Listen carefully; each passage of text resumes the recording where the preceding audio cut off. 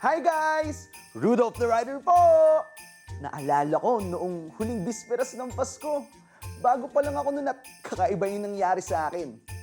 Una, nag-deliver ako sa isang madilim na eskinita. Naku, nakakatakot! Pare, ano yung delivery mo? Chicken McShare delivery po para kay Lloyd Herrera. Uy! Nice! Actually, doon siya pare nakataro sa may kabilang bahay. Tapos ito na nga, pagdating ko dun sa bahay na nagpa-deliver, yung umorder, laki na katawan.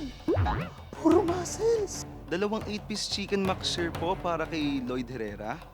Nice! Sarap! Okay na to, pare? Opo, okay na po yan, sir. Nanabayaran na rin po. Merry Christmas po. Sandali lang! At sabi ko sa sarili ko, Ako po. Eto na po. halika muna dito.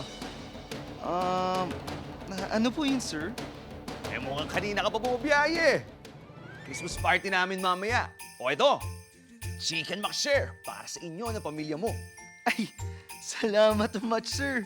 Merry Christmas po. At doon ako unang napasubo sa delivery ko noong bisperas ng Pasko sa isang madilim na eskinita. Oh, simula pa lang yan ang exciting na kwento ko, guys.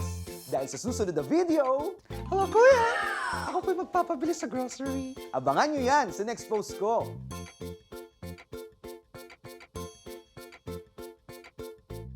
May Kapuso Christmas stories ka rin ba? Share it with us in the comments below.